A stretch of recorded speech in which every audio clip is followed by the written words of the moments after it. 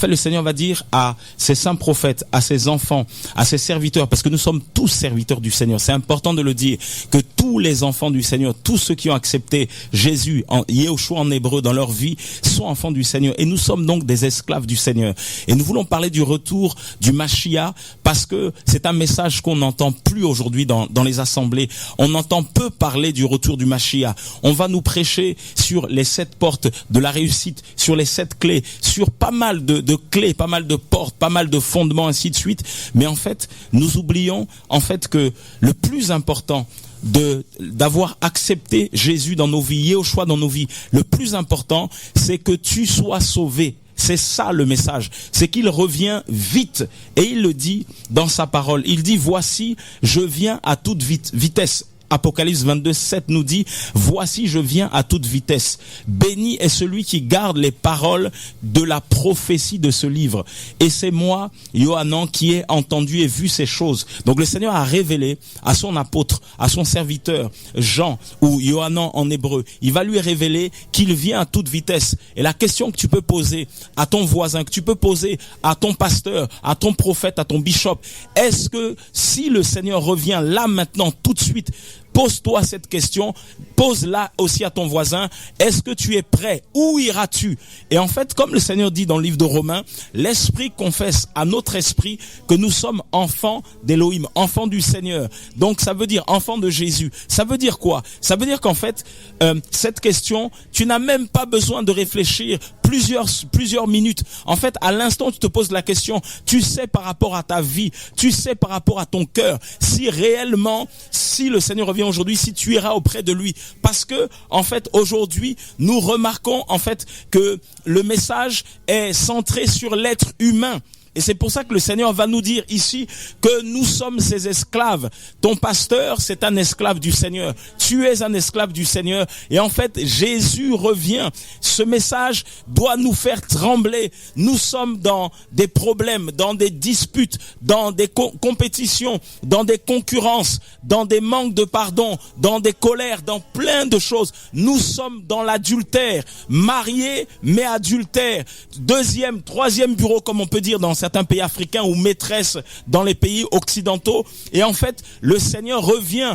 Où iras-tu? Où iras-tu? Où iras-tu si le Seigneur revient tout de suite? Et il dit, il vient à toute vitesse. Et en fait, quand on regarde comment le monde évolue, comment les choses se passent, je discutais avec des bien-aimés de la Martinique et même des gens qui ne connaissent pas Jésus. Les gens sont de plus en plus dénudés. Éphésiens 6 nous parle de l'armure complète du Seigneur, et Éphésiens 6 nous dit, voilà, à partir du verset 10, de nous revêtir, en fait de nous habiller. Le Seigneur nous appelle à nous habiller, le monde lui nous appelle à nous déshabiller, et nous voyons des femmes de plus en plus dénudées, nous voyons des hommes de plus en plus dénudés. En fait, le monde, que ce soit en Martinique, que ce soit dans le monde entier, on voit en fait vraiment cette dépravation, ce désordre. Nous voyons des hommes, des femmes dans les assemblées, dans les églises, qui divorcent, qui se remarient. En fait, nous voyons vraiment une certaine dépravation, un détournement par rapport au Seigneur. Pourquoi? Parce qu'en fait, nous sommes à la fin des temps. Et il dit, je reviens à toute vitesse, à toute vitesse. Et si on continue un petit peu, il dit... mais au verset 9, mais il me dit, non, attention, car je suis ton compagnon. En fait, je vais même lire le verset 8. Et c'est moi, Yohanan, qui ai entendu et vu ces choses. Et après les avoir entendues et vues, je tombais à terre au pied de l'ange qui me les montrait pour l'adorer. Et en fait, nous voyons, il y a plusieurs choses ici. Nous voyons les chrétiens qui adorent leur pasteur, qui se mettent à genoux devant des bishops, devant voilà des soi-disant apôtres, soi-disant prédicateurs. On se prosterne, on s'agenouille dès qu'on les voit arriver, on s'agenouille. Ici, l'apôtre Jean a voulu s'agenouiller devant l'ange qui venait lui livrer le message. Et regardez ce qu'il va lui dire, verset 9, il me dit non, attention, car je suis ton compagnon de service. En fait, nous sommes des compagnons d'œuvre. Mon frère Thierry qui est à côté de moi est un compagnon d'œuvre.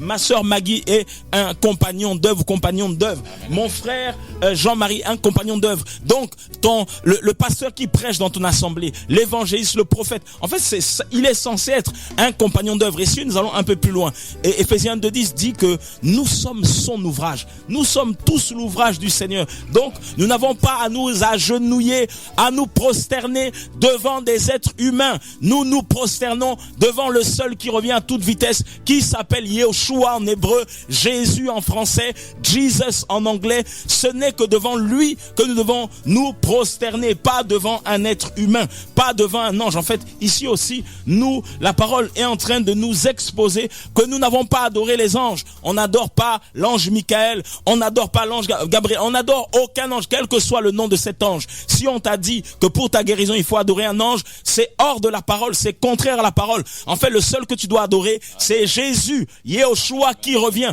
C'est le seul. N'adore pas ton mari, n'adore pas ta femme, n'adore pas tes enfants, parce qu'effectivement, tu as tant prié, tant pleuré pour avoir cet homme, ce mari que le Seigneur t'a donné. Tu as tant pleuré, prié pour avoir cet enfant, pour avoir cette fille que tu attendais, ce fils que tu attendais. Mais en fait, tu dois adorer le Seigneur. Le Seigneur t'a mis avec cet homme, avec cette femme, pour le servir, pas pour servir cet homme, servir cette femme, mais pour qu'ensemble vous puissiez servir le maître des maîtres, le roi des rois, le Seigneur des seigneurs, qui s'appelle Jésus, parce qu'il revient bientôt. Et comme il revient bientôt, tu auras, comme moi-même, nous aurons des comptes à rendre au Seigneur.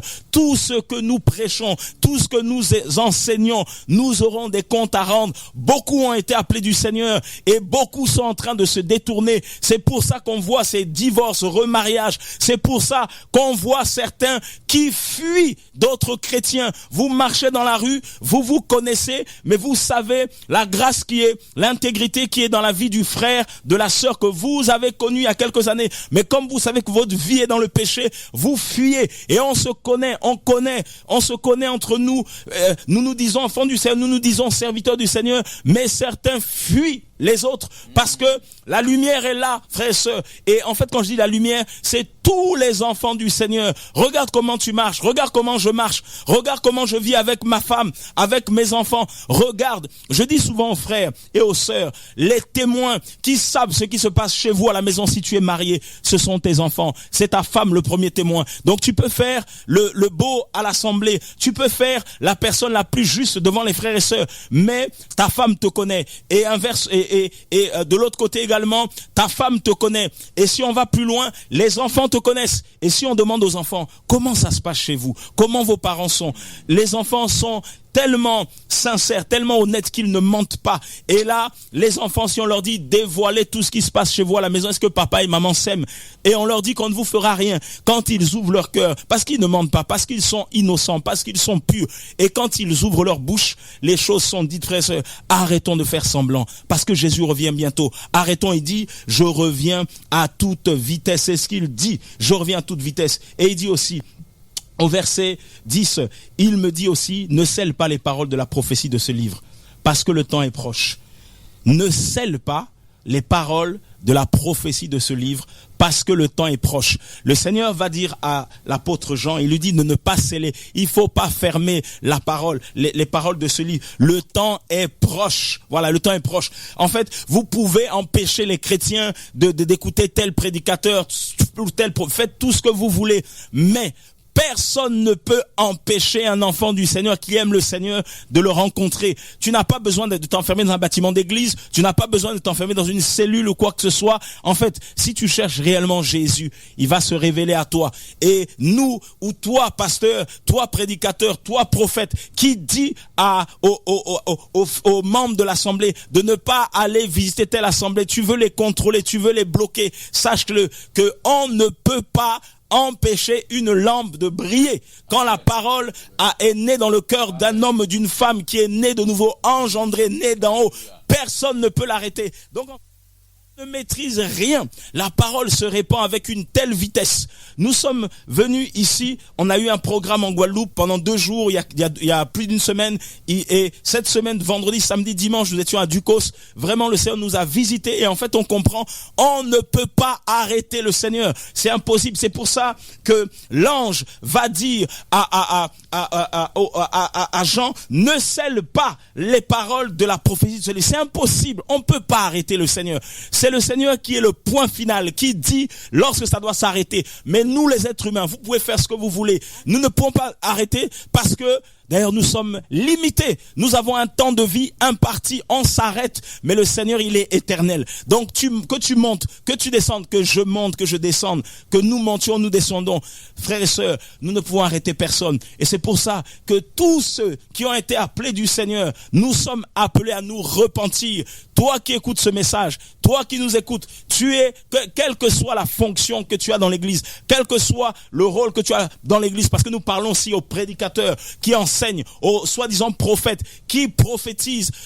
Prophétisons ce que le Seigneur nous dit de prophétiser. Et comme la sœur disait tout à l'heure, on parle de mariage. Ce sont que des thèmes comme ça, mariage, bénédiction, tout ça. Mais en fait, on s'en fiche de la vie des hommes et des femmes. On s'en fiche que ces hommes, ces femmes soient sauvés. On regarde leur portefeuille. Comme le diable dit au Seigneur, transforme ces pierres, voilà, en pain. Voilà, dont nous regardons les chrétiens comme des pains, comme de la nourriture, comme des porte-monnaies. Voilà comment nous les regardons, voilà comment nous les visualisons, parce que beaucoup parlent de visualisation. Voilà comment on voit les âmes qui viennent, et derrière le message, effectivement, il est dilué. Alors que le Seigneur dit, l'ange dit à Yohanan de ne pas sceller. Mais en fait, on scelle. On essaie de fermer le message. On essaie de bloquer le message. On empêche les gens, voilà, de rencontrer Jésus. Si tu ne veux pas rencontrer Jésus, laisse les autres le rencontrer. Il y a des femmes divorcées qui sont blessées. Il y a des hommes séparés qui sont blessés. Il y a des femmes violées, des femmes violentées qui sont blessées. Il y a des gens qui ont été dépouillés par des soi-disant hommes du Seigneur, dépouillés. Il y a des familles brisées. Il y a des jeunes filles, des jeunes hommes brisés. Il y a des drogués, des alcooliques, des sans domicile fixe. Des gens qui souffrent vraiment, qui cherchent réellement Jésus. Et il revient bientôt. Alors, adorons le Seigneur, cherchons-le vraiment. Et je vais laisser la parole à mes frères qui sont là aussi, parce qu'ils ont aussi quelque chose. Alléluia. Mon frère Thierry. Vas-y. Alléluia. Jean-Marie, selon que le Seigneur vous conduit, voilà, on peut partager. Amen, amen. Alléluia. Alléluia. Par rapport à tout ça, en fait, compte, il n'y a pas de recette miracle, en fait, compte. Alléluia. Il n'y a pas de recette miracle, en fait, compte. Jésus, il arrive, en fait, compte. Il arrive, il faut qu'on soit prêt. Amen. Parce que le Seigneur dit, quand je reviendrai, est-ce que je retrouverai la foi? Amen. Alors, si il revient, il n'a pas la foi, alors il y aura quoi? S'il n'y a pas la foi, il y a la mort. Et que s'il y a la mort, il n'y a pas la lumière. Notre papa qu'on sert, c'est un Dieu de lumière. Il est réel, il est puissant, il est tout puissant. C'est lui qui a tout accompli. Il nous a donné la vie. On peut se lever aujourd'hui, mais demain, qui dit que tu vas te lever? En fait, on ne se rend pas compte, notre vie tient un fil. Tient un fil vraiment. Parce que tu pars avec ton portable tout le temps, tu es sur ton portable, tu es en train de le charger, tu pars en fait compte avec ta batterie qui elle est pleine à 100%. Mais ta vie, comment elle est devant le Seigneur? Quand tu pars, est-ce que toi-même tu as 100%? Est-ce que tu as 100%? Mais la différence en fait, quand tu peux charger ton portable, mais tu ne peux pas te charger. Parce que si tu n'es pas dans la voie du Seigneur et tu pars, où es-tu? Où irais-tu? Voilà. Il faut savoir que la seule solution qu'il y a, le seul chemin, c'est Yehoshua Mashiach, Jésus-Christ de Nazareth. Et si tu le suis, tu t'humilies devant ses pieds, tu t'humilies devant son trône, il prend soin de ses enfants. Parce qu'il est le berger par excellence. Le berger par excellence. Amen. Sur 99%, s'il manque un seul mouton, il part les chercher et les ramène. Amen. Et il y a la joie dans son cœur. Il y a la joie aussi dans le ciel parce qu'il a retrouvé celui qui manquait. C'est comme le fils prodige qui est parti pendant des années. Alléluia. Pendant des années, il est parti. Mais quand il retourne, il a connu toutes sortes de vies de débauche. Mais quand il retourne, la joie qu'il y a dans le cœur de son père, la joie, le père dit, invitez, tuez des moutons, faites la fête, donnez-lui un vêtement nouveau, donnez-lui une bague, mettez un anneau à son doigt et allez inviter dans toutes les rues. Parce que le père, il y a la joie. Mais c'est pareil, quand le père nous récupère, il y a la joie aussi dans son cœur. Mais si on ne veut pas de cette joie, on dit non. Il y a quoi? Qu'est-ce qui nous anime? Qu'est-ce qui nous anime? As-tu Jésus ou as-tu Balaam? Pour qui tu marches? Avec qui tu marches? Est-ce que tu es ce parfum de bonne odeur? Est-ce que tu es cette offrande? Parce qu'on dit tous, oui, je suis ce parfum, je prie, je connais Jésus. Tu le connais, mais le jour viendra, il dira, retire-toi de moi, je ne te connais pas. Voilà. Il n'y a pas de recette miracle. La chose la plus simple, c'est de s'humilier tous les jours et de rester au pied du Père. Et c'est lui qui fait. Et c'est lui qui fait, c'est lui qui conduit. On n'est rien. Le matin, les plantes s'ouvrent, ils remercient le Seigneur, ils louent le Seigneur. Mais nous, le Père nous a donné la vie. Il a payé le prix pour nous à la croix et on ne veut pas le louer. On ne veut pas le louer, on ne veut pas l'adorer. Mais il a dit, celui qui ne veut pas me louer, m'adorer. Mais les pierres vont m'adorer. Les pierres vont m'adorer. Vous voyez, en gros, on doit s'accrocher au seul, l'unique et le véritable. Celui qui vit éternellement, le Créateur Jésus-Christ de Nazareth. Amen. Amen. Alléluia. Amen. Je voudrais juste partager avec nous pour nous encourager Ésaïe, chapitre 50, au verset 1 et 2. 1, 2, 3. Si tu peux nous lire. Ésaïe 50. S'il te plaît, oui. Ok. Oui. À partir du verset. Du verset 1, 2 et 3. Ok. Ésaïe 50 à partir du verset 1, 2 et 3. 60, autant pour moi. Ésaïe Pardon. 60, ok. Ésaïe 60. Alors. Lève-toi, deviens la lumière, car ta lumière arrive, et la gloire de Yahweh se lève sur toi. Car voici les ténèbres couvrent la terre, et la profonde obscurité couvre les peuples. Mais sur toi Yahweh se lève, sur toi sa gloire apparaît. Des nations marchent à ta lumière, et des rois à l'éclat de ton aurore. Amen. Amen. Amen, amen. Et si vraiment, papa, merci pour ta parole. Le Seigneur vraiment nous encourage avec ce message sur le retour de Jésus, le retour du Maître sur les nuées. Amen. Et là, la parole nous dit, lève-toi, deviens la lumière, car la lumière arrive. Amen. Alléluia. Amen. La lumière arrive et la gloire de Yahweh se lève sur toi. Amen. Le verset 2, il est dit, car voici, les ténèbres couvre la terre et la profonde obscurité couvre les peuples. Effectivement, comme on disait tout à l'heure, dans les églises, on voit maintenant beaucoup la richesse qui est prêchée, beaucoup la gloire des hommes qui est prêchée, beaucoup l'idolâtrie des pasteurs, l'idolâtrie des serviteurs du Seigneur, l'idolâtrie de l'homme. Il y a beaucoup de veaux d'or. Et vraiment, quand on voit l'état de la Martinique, bien aimé, c'est vraiment ce message sur le retour de Jésus, de Yeshua. Il est vraiment, il y a un but, c'est vraiment de nous préparer, de nous sanctifier, de nous lever. Parce que l'impureté sexuelle a enveloppé les îles. Mais dans cette parole, le Seigneur nous encourage que la Martinique a un rôle à jouer. La Martinique doit briller. La Martinique va se lever dans la lumière. Et Yeshua revient, Jésus revient, et il nous compare. Nous sommes en fait la fiancée. Nous sommes fiancés à Jésus. Est-ce que nous réalisons notre position? Nous sommes fiancés à Jésus-Christ de Nazareth, à Yeshua HaMashiach. Quand on prend une fiancée qui prépare son mariage, quand elle prépare sa robe, elle ne permettra pas qu'il y ait une seule tache, qu'il y ait une seule souillure sur cette robe. Elle va se préparer, elle va se consacrer, elle va se mettre à part. Elle ne permettra pas qu'un homme vienne la draguer. Elle ne permettra pas que le péché vienne la détourner du but, parce qu'elle sait qu'elle a un mariage à préparer et qu'elle attend ce mariage avec son époux. Amen. Amen. Et Jésus, c'est notre époux. Vraiment, nous sommes mis à part. Et vraiment, ce message est destiné à nous encourager pour que chacun de nous puissions nous lever, parce que la Martinique, les îles ont un rôle à jouer. La lumière arrive. La lumière arrive. Le réveil doit sonner. Il est l'heure maintenant où les pasteurs doivent jeter leur manteau. Les pasteurs qui détournent, qui égarent le peuple. Il faut jeter ces manteaux. Il faut les jeter et se revenir au pied du Maître. La Martinique a besoin d'une intercession unie. Imaginons qu'il y a 34 communes, bien aimées. Dans ces 34 communes, 34 églises catholiques, plusieurs églises évangéliques, plusieurs églises de témoins de Jéhovah. Mais où est le message? Où est le message? Mais bien aimé, tout ça d'église. Mais où est le véritable message? Alors que le Seigneur, il est un. C'est la parole doit revenir au centre. Yeshua doit revenir, il doit rentrer maintenant dans son église, alors que le Saint-Esprit qui nous a donné, il est sorti beaucoup d'églises. Donc vraiment, que le Seigneur nous aide vraiment à nous repentir pour que la Martinique brille au nom de Jésus-Christ de Nazareth. Amen. Alors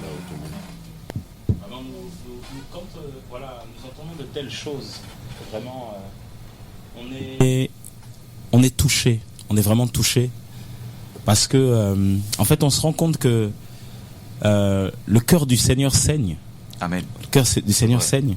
En fait, on voit tellement de choses que, en fait, le Apocalypse 22, lorsque l'ange dit « Ne scelle pas les paroles de la prophétie de ce livre, parce que le temps est proche ». En fait, le Seigneur veut que cette parole de son retour soit annoncée, mais même tous les jours. Tous les jours, d'une manière et d'une autre. Amen. Tous les jours, à tous les chrétiens, que ce message soit annoncé, que Jésus revient, Yeshua revient. Alléluia. Tous les jours. Oui, mais mon frère, quelqu'un dira peut-être qui nous écoute, mais ça fait bientôt 2000 ans qu'on dit que Jésus revient, mais il est toujours pas là. Alors qu'est-ce qu'il fait? Peut-être que quelqu'un peut poser cette question. Alors qu'est-ce que tu réponds à ces gens-là? Alors, qu'est-ce que nous pouvons répondre à ces gens-là? Oui, c'est vrai que certains pourront dire, oui, ça fait des années que j'entends cette parole. C'est vrai. Mais en fait, quand nous prenons Matthieu 24 et que nous regardons comment le Seigneur va annoncer les signes qui annoncent son retour, et en fait, nous sommes en plein dedans. Quand nous regardons aujourd'hui comment le monde est en train de se détruire, on peut parler des guerres, bruit de guerre et tout ça, mais on va aller un peu plus loin. Si on regarde un peu la dépravation des mœurs aujourd'hui dans la société, on regarde comment les vies, les mœurs, les familles, la moralité a disparu. La moralité n'existe plus.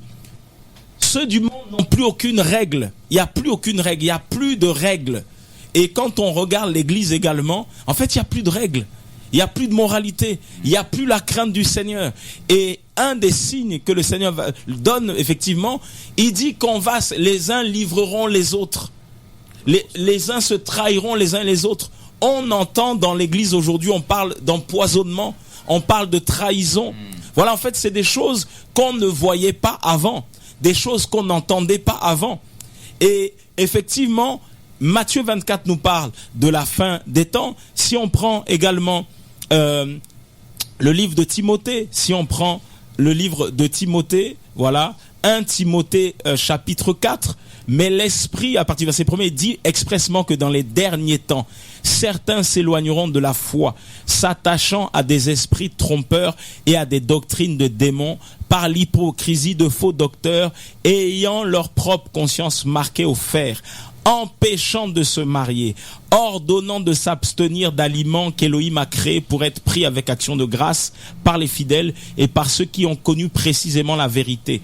Voilà. En fait, ici, la parole nous dit clairement que dans les derniers temps, et ça, je bénis le Seigneur pour ça, un signe, l'un des signes qu'il faut vraiment saisir. La parole dit que certains vont s'éloigner de la foi. En fait, la foi, c'est la foi comme espérance, mais c'est aussi la foi parole, la foi doctrine, la foi vérité. Et si nous regardons le temps dans lequel nous sommes, parce que la Bible dit ici, les derniers temps, mais nous sommes dedans, pourquoi? Parce qu'en fait, les messages qui sont annoncés, les prédications qui sont prêchées, en fait, sont en train d'éloigner les gens de Jésus. C'est ça, en fait, c'est l'un des signes qui montre que le Seigneur revient. C'est que beaucoup se lèvent, se disent du Seigneur, mais ils n'emmènent pas les gens vers Jésus. En fait, ils amènent les gens vers eux. N'entendez-vous pas de nombreuses fois: connecte-toi à mon onction. Je vais me connecter à toi. Qu'est-ce que tu vas m'apporter? On se connecte à Jésus. L'exemple que tu as pris tout à l'heure, mon frère Jean-Marie, tu as dit, est-ce qu'un portable peut se recharger tout seul? Non. Il faut qu'il soit branché à une source d'énergie. Eh bien, celui qui nous recharge, c'est Jésus, Yeshua. Celui à qui tu dois te connecter, c'est le Maître, le Roi des Rois, le Seigneur des Seigneurs, le Tout-Puissant. Parce que c'est lui le seul qui guérit. C'est pas un prophète qui te guérit. C'est pas un frère. C'est pas moi. C'est pas. En fait, nous, on n'est que des vases, des instruments. Mais il dit ici quelque chose de très très important. Il dit dans les derniers temps, il dit certains vont s'éloigner de la foi et ils vont s'attacher à des esprits trompeurs, et il dit des doctrines de démons. Ça veut dire qu'il y a des enseignements que nous écoutons, des enseignements que certains consciemment, volontairement prêchent, qui ne sont pas de la parole, mais qui viennent de l'autre monde. Et c'est pour ça que vous allez voir que c'est comme des modes. Vous allez voir que tel chantre est à la mode. Ce sont des saisons. Le Seigneur ne fonctionne pas comme ça. En fait, on va s'attacher à tel prédicateur, et même dans le discours des chrétiens, quelqu'un a dit à une personne proche, tu connais le prophète du moment, regardez nos discours. Le prophète du moment, la chantre du moment, le chant du moment. En fait, ce sont une façon de parler. On dit oui, c'est juste une façon de parler. Non, c'est un message qui change le cerveau des gens. Certains vont être condamnés de viol, condamnés d'attouchement sexuel dans certains pays, dans certaines villes. Ils vont voyager, quitter le pays là où ils ont été accusés de viol, accusés d'attouchement sexuel.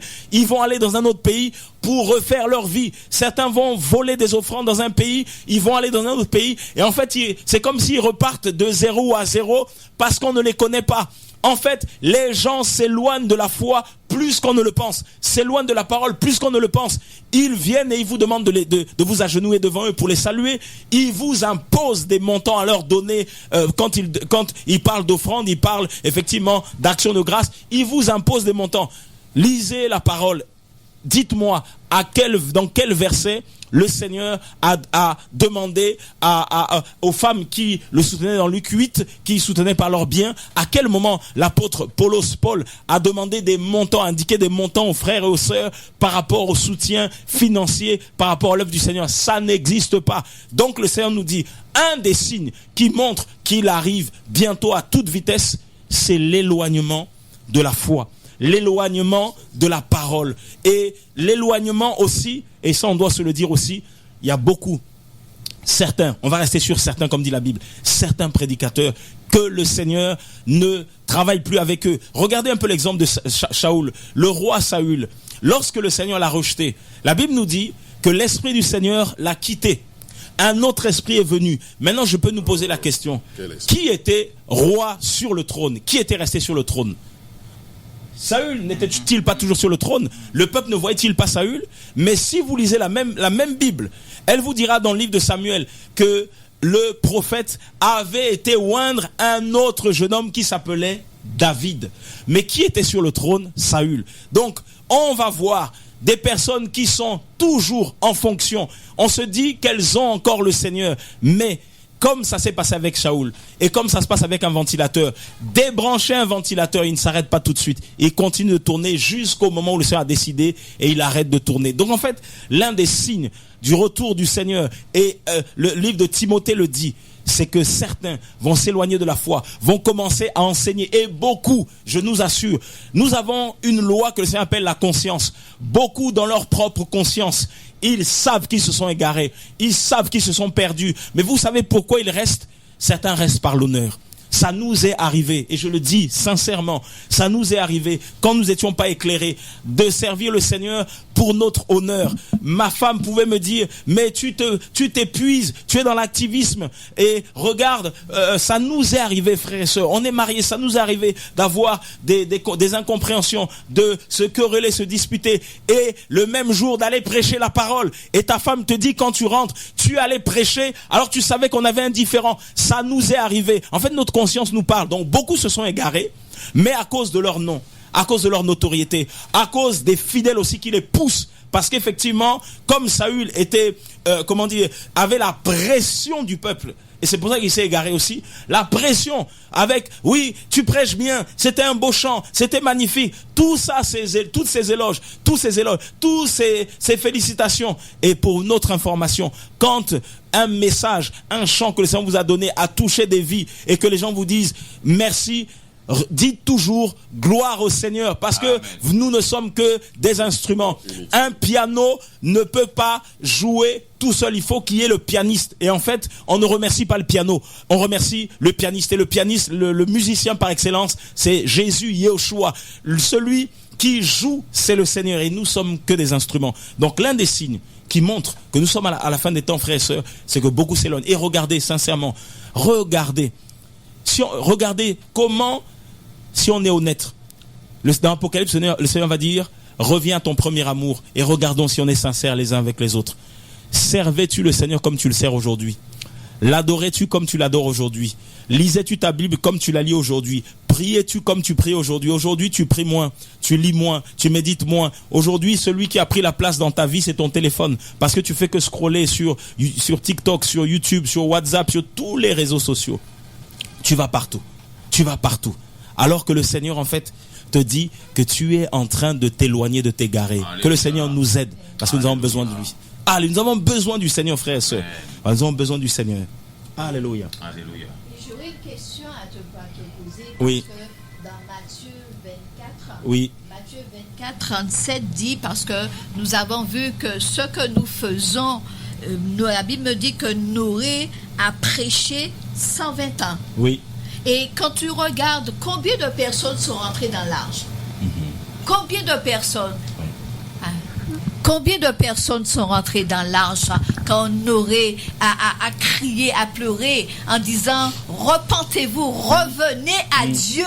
Et c'est ce que nous sommes venus. Nous ne sommes pas venus vous critiquer. Nous ne sommes pas venus pour comment je vais dire, mais nous sommes venus vous je suis venu vous un éclérage. Un éclairage, mais je suis venu vous enlever de votre position. Amen, amen. Et vous positionner dans là où Dieu veut que vous soyez. Amen. Parce que Noé a crié. Ce soir encore, nous sommes venus crier à la Martinique de se repentir parce que Jésus revient bientôt. Amen. Et ce qui s'est passé lors temps de Noé, est-ce que cela va se reproduire? C'est une question. Alors, en fait, quand nous lisons les Écritures, le Seigneur a fait cette promesse à la fin du déluge. Voilà. Quand nous lisons que Noé sort de l'arche à partir de Genèse 9 au verset 1er, Elohim bénit Noé et ses fils et leur dit portez du fruit, multipliez-vous et remplissez la terre. Et le Seigneur va...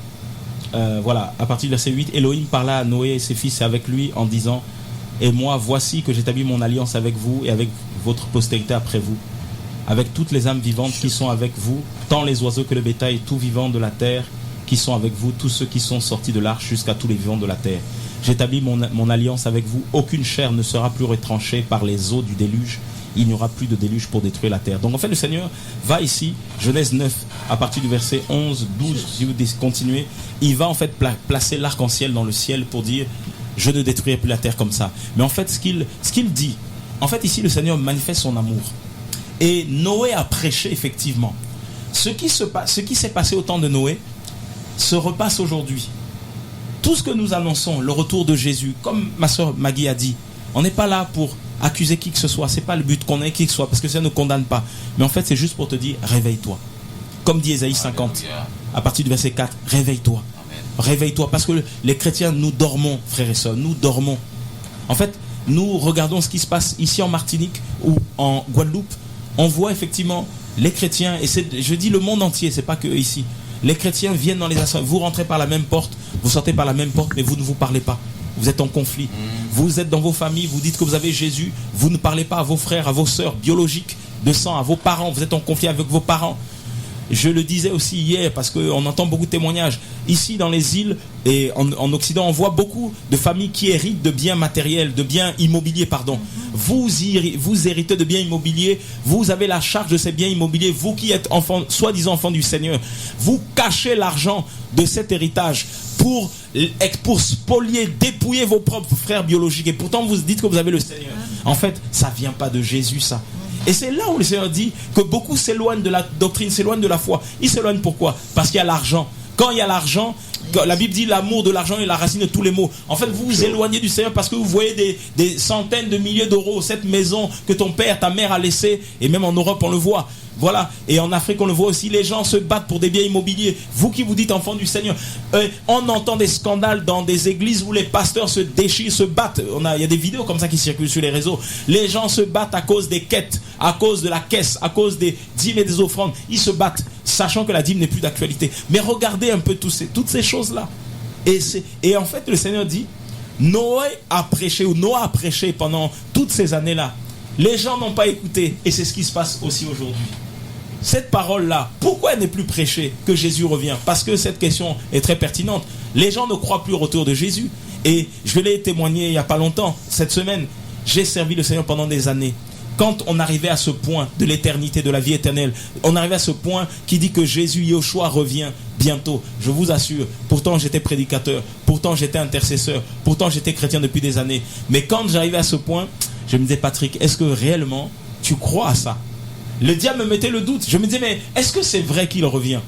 Mais quand le Seigneur m'a visité, m'a rencontré véritablement, pourtant j'étais prédicateur, quand il m'a rencontré, en fait il n'y a pas de débat, il n'y a pas de discussion. Et vous savez aussi comment le Seigneur m'a convaincu? Parce qu'il a permis que dans ma famille, j'assiste à des gens, notamment j'ai un grand-oncle qui est mort devant nous. Nous étions dans la même pièce, il gémissait toute la nuit. Il a gémi toute la nuit jusqu'à un moment où on n'a plus rien entendu. Je crois que je dois avoir 17 ou 18 ans. Et je demande à ma mère, mais pourquoi il gémit comme ça? Pourtant j'avais le Seigneur, mais jeune converti. Et elle me dit, il a fait beaucoup de mal dans sa vie. C'est quelqu'un qui aimait bastonner les gens. Et en fait, elle, avec sa petite connaissance chrétienne catholique, et elle me dit, tu sais, quand je dis petite connaissance, que je ne suis pas en train de minimiser, mais c'est juste pour dire le peu qu'elle avait. Elle m'explique avec ses mots. Et je regardais, je n'ai pas vu parce qu'il était dans un coin, il ne voulait pas qu'on regarde, on était encore jeune. Mais j'ai entendu les gémissements, les cris de ce monsieur. Ça m'a choqué. Et deux autres frères, des frères que je connais personnellement, qui sont partis, mari de sœurs que je connaissais. L'un va mourir après un programme. On sort un samedi à 18h d'une réunion de prière, on se fait la bise, on se dit au revoir, il s'appelait Claude, et on se salue. À 18h, on se sépare. À 23h, sa femme nous appelle dans la même ville. Nous avions décidé de passer la nuit là parce que le programme continuait le lendemain.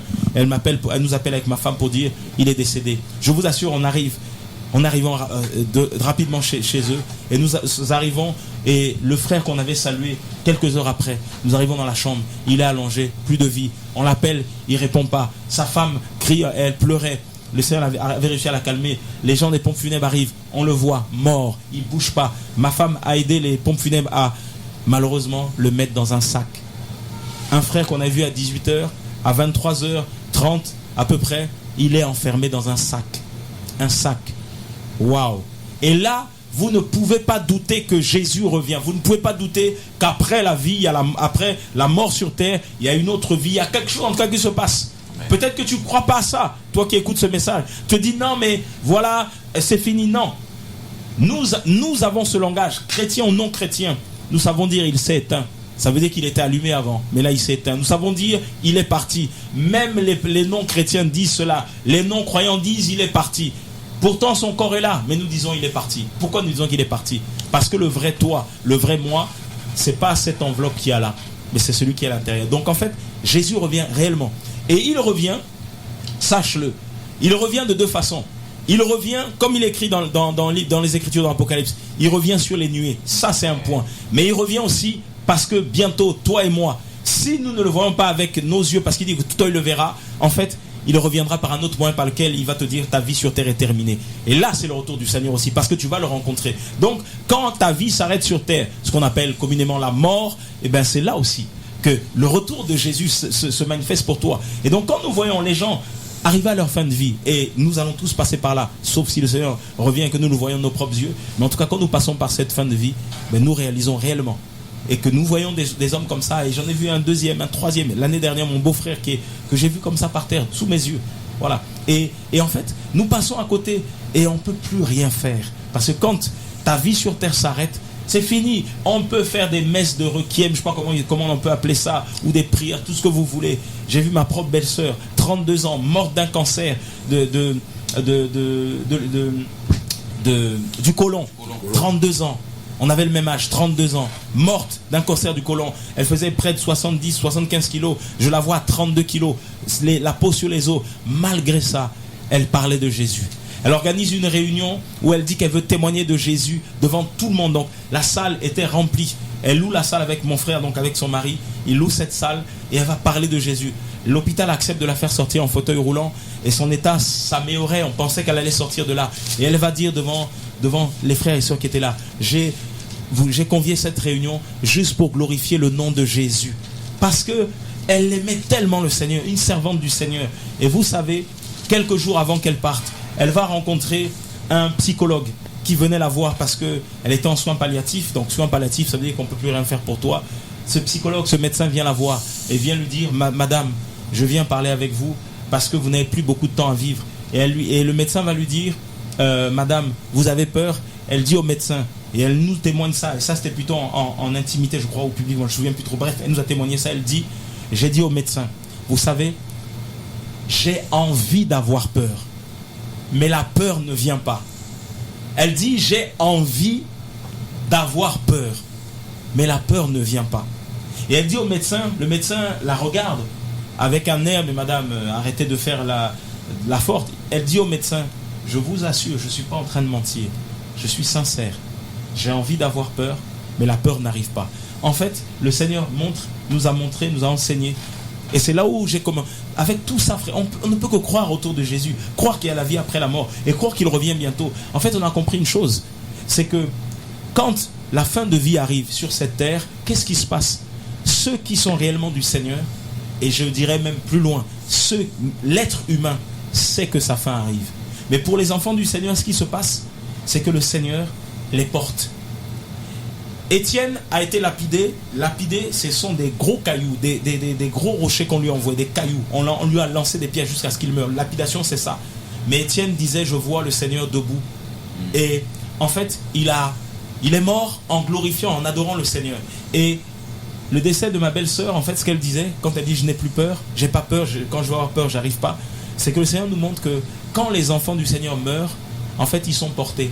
Et toute notre vie, parce que nous mourrons au péché. En fait, durant toute notre vie, si nous voulons rester fidèles au Seigneur, il faut marcher dans la sainteté, craindre le Seigneur. En fait, il faut lui donner toute ta vie. Et quand tu lui donnes toute ta vie, tu es porté. Et en fait, c'est ça. Mourir à la croix pour attendre le retour du Seigneur, c'est être porté par le Seigneur. Et c'est là qu'on ne se détourne pas pour prêcher des faux messages, qu'on ne se détourne pas de la foi, de la doctrine, de la vérité, parce qu'on est porté. Et quand nous venons ici, vous savez, nous sommes venus parler du retour de Jésus. On ne s'est pas préparé.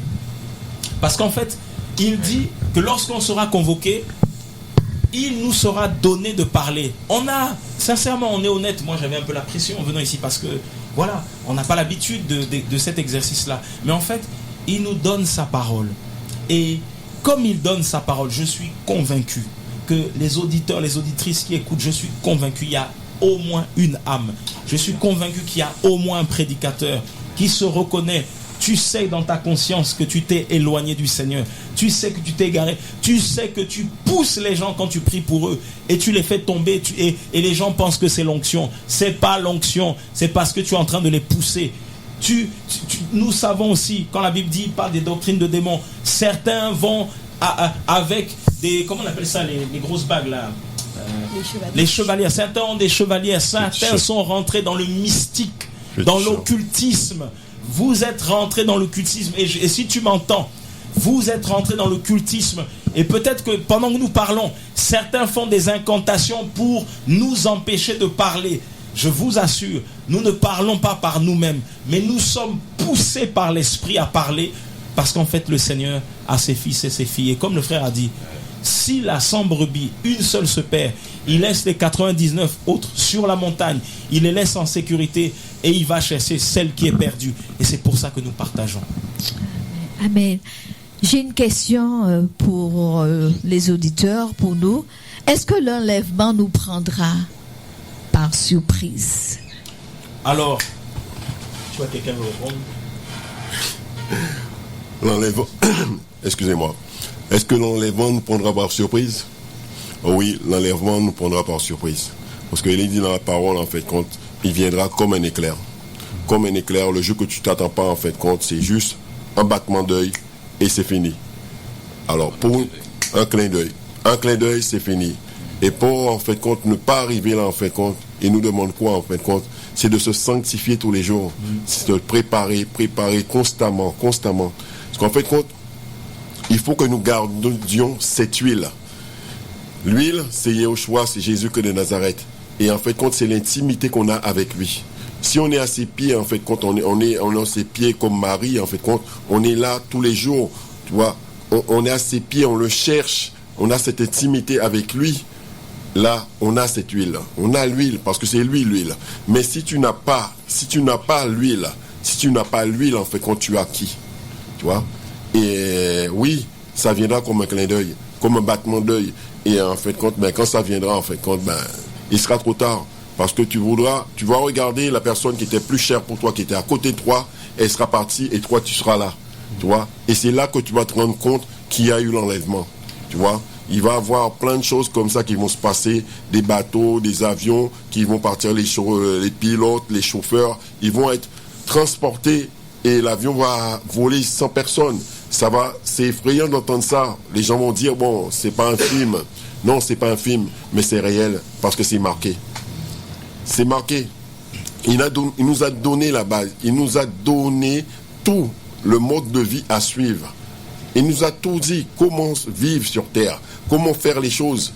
Mais l'homme, en fait, l'homme, la chair adamique, cette chair, en fait, qui veut toujours plus, mais qui ne veut pas du Seigneur, qui veut toujours les choses passer par le chemin large, mais pas par le chemin étroit. Mais le Seigneur nous appelle à passer par le chemin étroit, à se dépouiller tous les jours, à déposer tous nos bagages. Et ça fait mal. Parce qu'en fait, tous les jours, il faut te repentir. Tous les jours, il faut demander pardon. Tous les jours, il faut te repentir devant ta femme. Tu ne peux pas aller dormir et en sachant que tu as la colère en toi. Le soleil ne peut pas aller coucher et toi, tu vas dormir en temps être en colère. Non, le Seigneur nous demande de nous sanctifier tous les jours. C'est pour ça, ma soeur, il faut toujours être à ses pieds. Parce que ce jour, oui, va nous surprendre. Amen. Amen. Et je veux compléter. Je peux poser une question. Oui. J'ai une question pour mon frère. Là, tu parles de colère. Disons qu'un chrétien, une question, peut-être qu'un auditeur se pose cette même question. Un chrétien fervent, un chrétien vraiment né de nouveau, mais il se trouve qu'il s'est mis en colère. Il s'est couché sous sa colère. Il fulmine, il est tellement en colère. Et le Seigneur revient. Qu'est-ce qui se passe? Qu'est-ce qui se passe? Le frère qui s'est couché sur sa colère, s'il se couche sur sa colère, s'il est vraiment du Seigneur, le Seigneur va l'éclairer. Le Seigneur va l'éclairer, va l'interpeller pour qu'il puisse se repentir, pour qu'il puisse demander pardon. Et s'il est vraiment du Seigneur, le Seigneur va le parler. Mais si dans le cas contraire, il entend la voix du Seigneur et il ne se repent pas, il est rebelle à la parole du Seigneur. Et s'il est rebelle à la parole du Seigneur, il est un sorcier. Le Seigneur le dit, celui qui entend ma voix et qui fait semblant qu'il n'entend pas, qu'il ne la met pas en pratique, il est considéré comme un sorcier. Et ce frère-là, en fait, il ne montera pas au ciel. Amen. Et pour compléter ce que le frère dit, c'est vraiment important, c'est que les enfants du Seigneur, les véritables enfants du Seigneur, c'est pour ça que je disais tout à l'heure qu'il y a des prédicateurs qui se sont éloignés, mais la conscience nous parle. Les véritables enfants du Seigneur, à chaque fois qu'ils marchent, parce que il dit prier sans cesse, et en fait nous sommes connectés à lui. Donc à chaque fois que nous avançons, comme tu l'as très bien dit, en fait le Seigneur nous interpelle tout le temps. Le Seigneur parle à nos cœurs tous les jours. Simplement, c'est que nous sommes rebelles parce qu'on ne veut pas lui obéir. C'est tout. Mais sinon, le Seigneur nous parle tout le temps. Et c'est pour ça qu'il nous avertit. Là, il le dit dans Apocalypse. Il dit qu'il vient à toute vitesse. Et par rapport à ce que la sœur disait tout à l'heure, Apocalypse 3 nous dit: souviens-toi donc des choses que tu as reçues et entendues, garde-les et repens-toi. Si donc tu ne veilles pas, je viendrai contre toi comme un voleur et tu ne sauras jamais à quelle heure je viendrai contre toi. Donc en fait, on ne saura pas, on ne sait pas. Mais ce qu'il nous demande, c'est de nous préparer. Et c'est pour ça qu'on a l'impression que la parole qui est prêchée, lorsqu'elle est véritablement prêchée, la vraie parole, c'est comme des rappels. Parce que ce qu'on se dit là, c'est pas nouveau. Le retour du Seigneur, on le dit, ça fait des années que les gens le prêchent. C'est pas nouveau. Mais justement, c'est pour nous avertir, pour nous réveiller. C'est pour ça que la parole est prêchée. Et c'est vrai que... Oui. Ça me rappelle l'apôtre Paul qui disait je ne me lasse pas de vous répéter les mêmes choses. Hein. Pour vous, c'est salutaire. Donc, c'est vrai qu'on rabâche la même chose depuis des années, mais il ne se lassait pas. Voilà. Juste, je voulais te poser une question tout à l'heure. Tu parlais du fait que même les incroyants disent, par exemple, il est parti, oui. il se repose, oui. Il s'est éteint. Oui. Est-ce que ce n'est pas dû au fait que Dieu a mis dans le cœur de l'homme la pensée de l'éternité? Tout à fait, c'est exactement ça. Effectivement, la Bible en parle en plus. C'est pour ça. Et c'est pour ça que tous les êtres humains ont, comme ils ont cette pensée-là, parce que la Bible dit, eh ben, ils vont dire, ton papa est au ciel, il te regarde. Mais sauf qu'en fait, l'éclairage que la parole nous apporte, c'est que celui qui n'a pas accepté le Fils n'est pas auprès du Seigneur. Amen. N'est pas au ciel. Yes. Et c'est pour ça aussi que quand nous annonçons que Jésus revient, Yeshua revient, en fait, nous annonçons à tous les êtres humains qu'un jour, si vous ne le voyez pas de vos yeux revenir sur les nuées, vous allez à sa rencontre. Les jours ne vont pas en reculant. Les jours vont en s'avançant. Les années ne reculent pas. On ne part pas de 2026, 2025, non. On va à l'avant.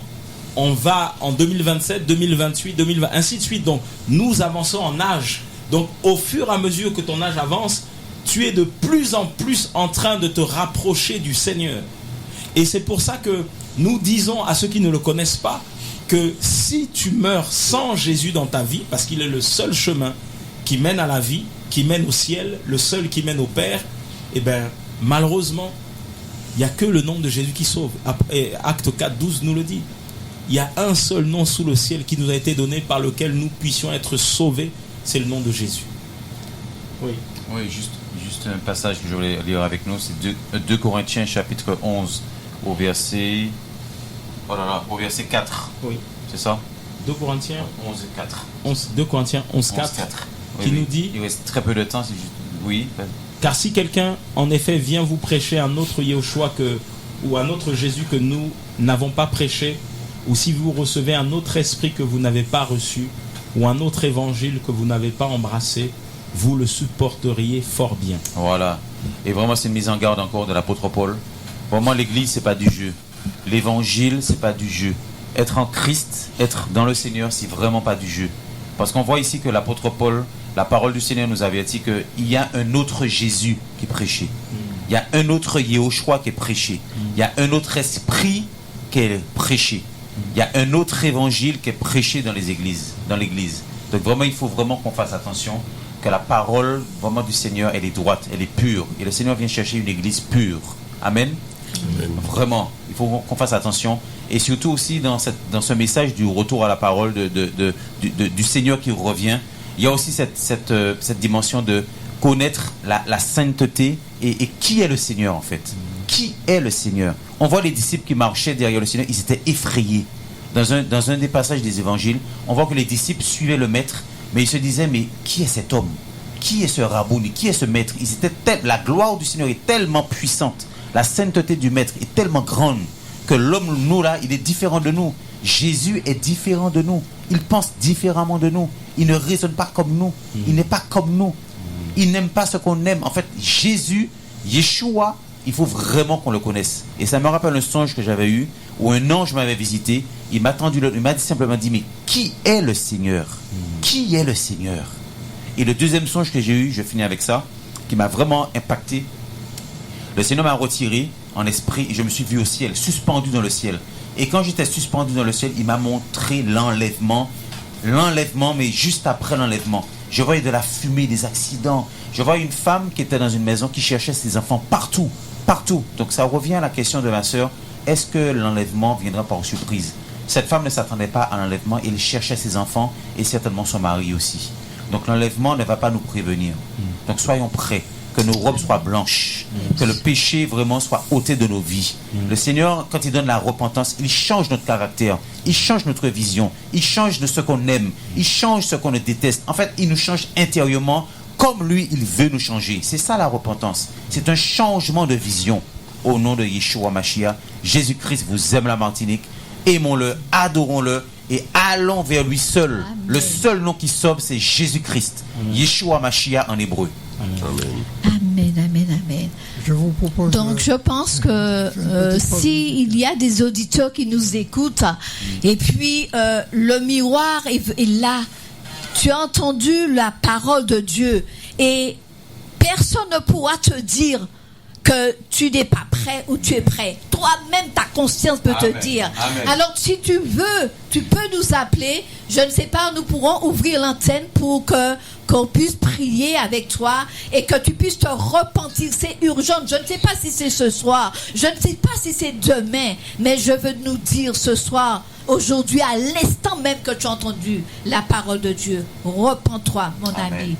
Nous n'allons pas, je ne vais pas te juger. Qui suis-je pour te juger? Mais je suis venu te dire, il y a encore de l'espoir. Et par rapport à ce que le serviteur disait, il disait que quand je posais la question, est-ce que cela nous prendra par surprise? Il nous dit dans Luc 17, verset 34, il le dit, je vous le dis, en cette nuit, là, de deux personnes qui seront dans un même lit, l'un sera prise et l'autre laissée. Ça veut dire que c'est pas parce que tu es marié, mon mari, ma femme. Je veux te dire, en premier, c'est ton Dieu. Parce que Dieu n'a pas cette mentalité de dire, c'est mon mari, c'est ta femme. Tu dois aimer Dieu par-dessus tout. Alors, je rappelle le numéro de téléphone. Est-ce qu'on peut communiquer le numéro de téléphone à Radio Espoir? Martinique, Dominique, si tu es en métropole, absolument. Nous sommes là jusqu'à 16h. Jusqu'à 15h44. Merci Seigneur. Donc mon ami, prends le temps d'appeler. Sors du péché. Peut-être que tu pries Dieu, mais tu as une main dans une boîte. Tu es dans ton passé. Tu es dans ton passé, comme la Bible dit que justement que détourne-toi, mais Dieu va faire. Il l'a déjà fait. Ce soir, il envoie des missionnaires te rappeler que Dieu a un plan pour toi. Amen. Donc, on rappelle le numéro de téléphone de Radio FM Espoir. Donc, c'est le 05 96 52 64 17. 52 64 17. Est-ce que je propose une pause musicale, juste pour souffler un peu, et puis on se retrouve tout à l'heure, 52 64 17. J'ai une question, c'est vrai que les auditeurs, je suis là pour vous, je pose des questions parce que je voudrais profiter de ces serviteurs qui sont là pour vraiment nous enseigner, parce que ce ne sont pas des messages qui courent dans les rues. Mais ce soir, nous bénissons le directeur de la radio FM Espoir qui nous donne cette liberté de vraiment prêcher cette parole. Donc la question que je vais poser, est-ce que nous aurons une seconde chance? C'est-à-dire que c'est vrai que l'enlèvement arrive. Est-ce que Dieu va donner? Parce que quand Dieu dit quelque chose, il accomplit, il est derrière sa parole. Il a dit l'enlèvement. Mais est-ce que tu crois que si nous crions, est-ce que Dieu peut nous donner une deuxième chance pour ceux qui ont raté le premier enlèvement? Est-ce que Dieu nous donnera? C'est une question que je sens que les auditeurs posent. Est-ce que Dieu peut nous donnera une deuxième chance? Qui c'est qui veut répondre?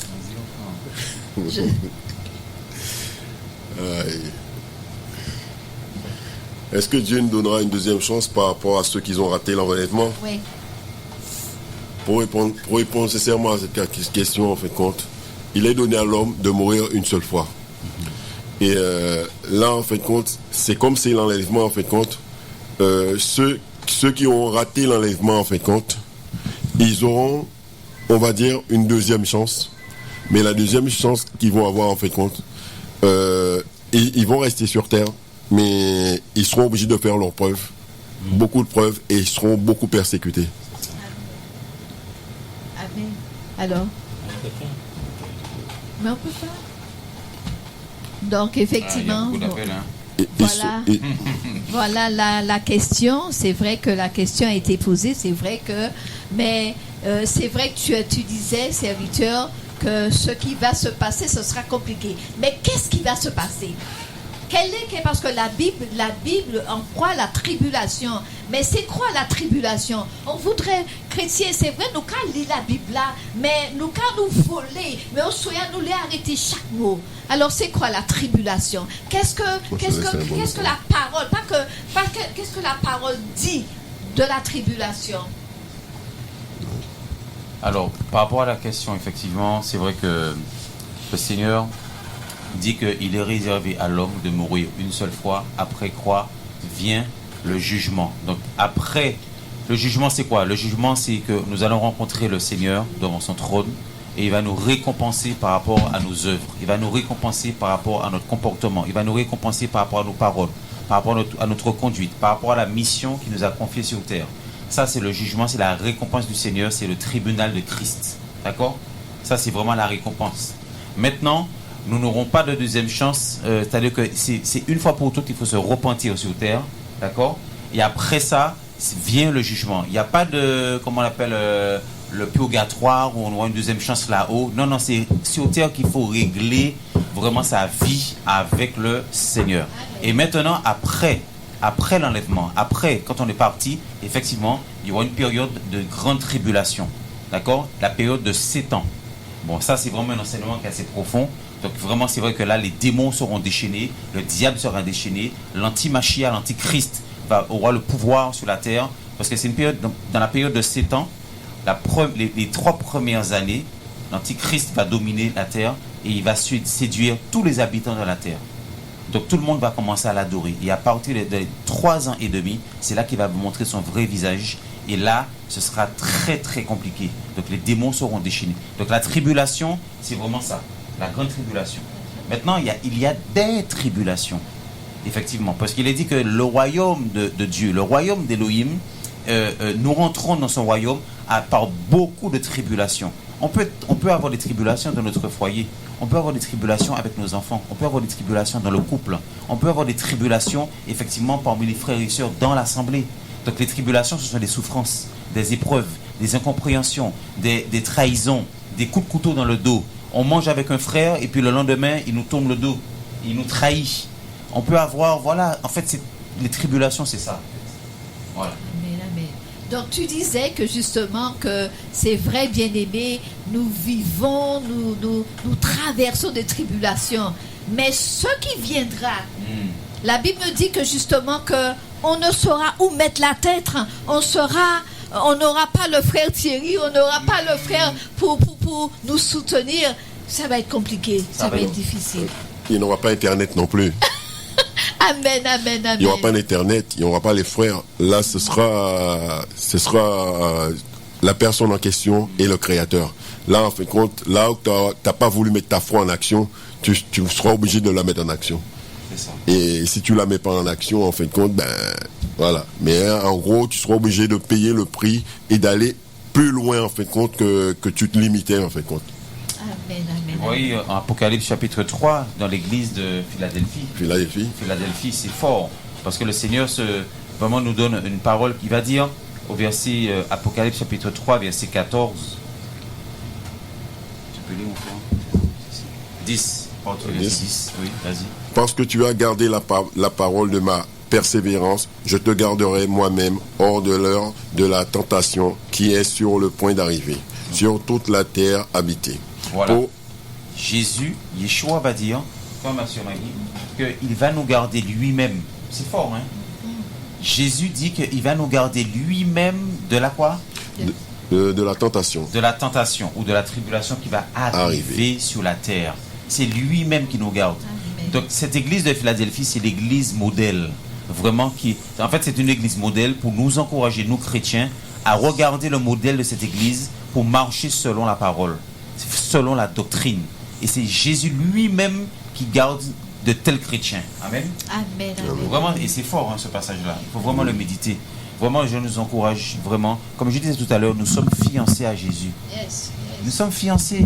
Donc tu peux être célibataire, tu peux pleurer pour ton mariage, te dire « Ah Seigneur, ça tarde le mariage, tarde, oui mon mari, oui ma femme. » C'est vrai, c'est pas facile. Mais si tu as la révélation de Jésus en tant que ton époux, je t'assure que tu vas vivre des choses extraordinaires avec Jésus.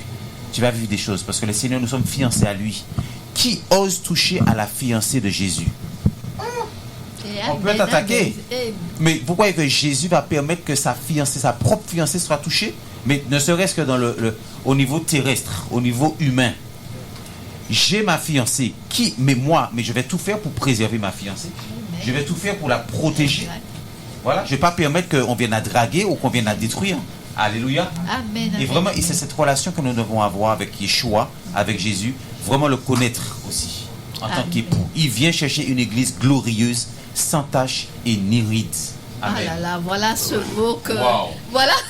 Voilà ce mot, il vient chercher une église sans tache. Sans tache. Et ni ride, Ni ride. ni de semblable. Est-ce que à Soula, nous prenons un créole? Oui. Est-ce que à Soula, c'est bon Dieu, il y a l'église? Aïe, aïe, aïe. Frère, nous qu'a dit bon Dieu, nous qu'a dit lui, quand est-ce que Jésus revient?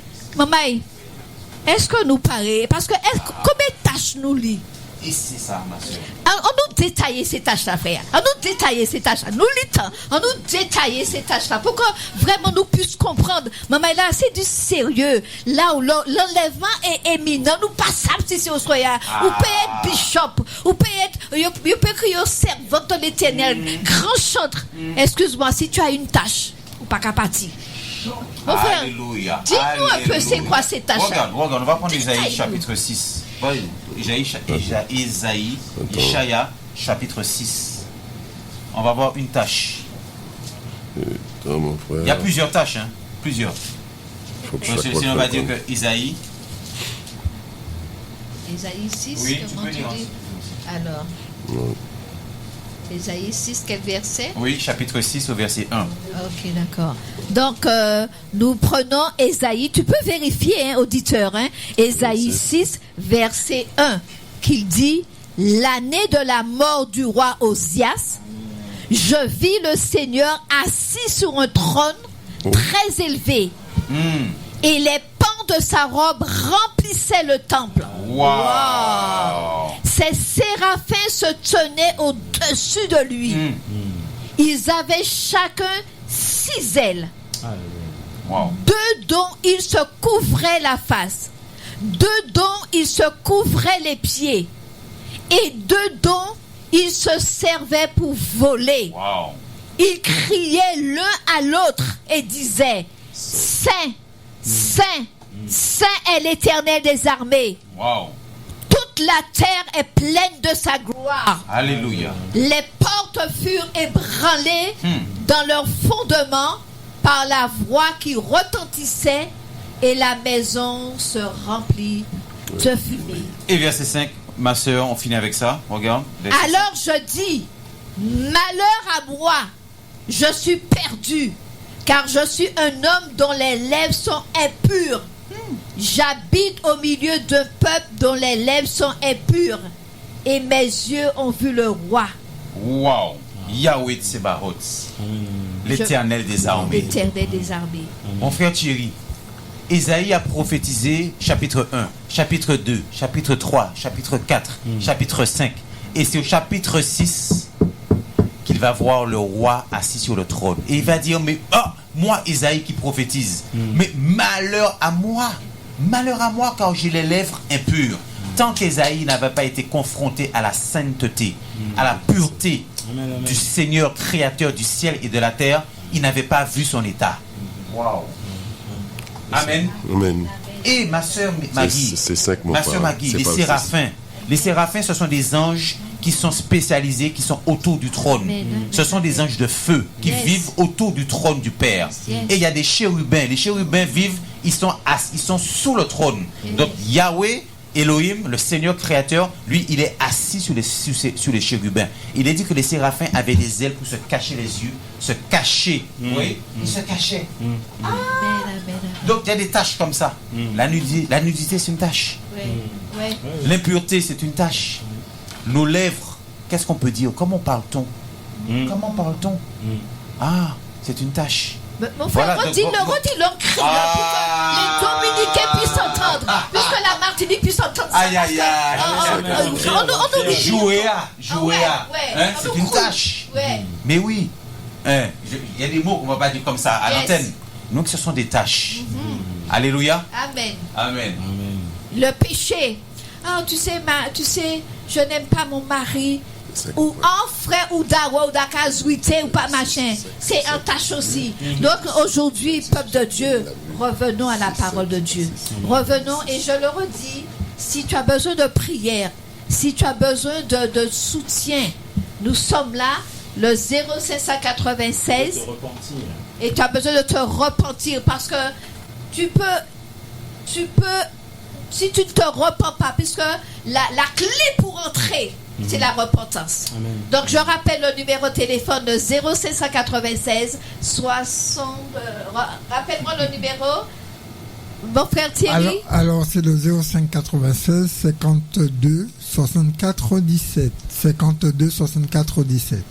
Alors je répète, le 0596 52 64 17. Nous sommes là pour te servir. Nous pas sortis en ciel, nous sortions là, nous sortis en la terre et dans toute la boua. En tout cas, je parle pour moi, en toute la boua, et Dieu m'a lavé. Et aujourd'hui, je suis un artisan de paix pour te dire, viens, repens-toi, détourne-toi de ton péché et tu verras, nous partirons. Amen. Alors 0596 52 64 17, le serviteur se fera un réel plaisir de prier avec toi. Et si le portable et le téléphone est occupé, tu peux m'appeler, je vais te passer le serviteur. Je rappelle mon numéro de téléphone, le 0696 26 93 30. 26 93 30. Que Dieu nous bénisse. Amen, amen. Et en fait, si on continue Apocalypse, à partir du verset 12, parce qu'on a parlé effectivement du Seigneur qui revient, il dit « Voici, je viens à toute vitesse et mon salaire avec moi pour rendre à chacun comme sera son œuvre. » Donc le Seigneur revient et c'est important, il dit « pour rendre à chacun comme sera son œuvre ». Voilà. Donc c'est vraiment important de savoir que nous aurons tous des comptes à rendre au Seigneur. Quand nous disons qu'il revient, il revient effectivement avec, il dit « et mon salaire avec moi ».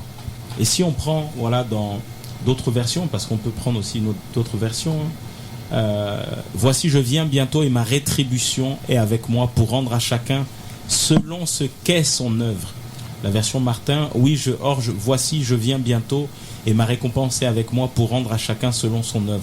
Donc le Seigneur revient vraiment à toute vitesse et en fait nous aurons chacun à rendre des comptes au Seigneur par rapport à ta vie, par rapport à ce que tu as fait durant toute ta vie.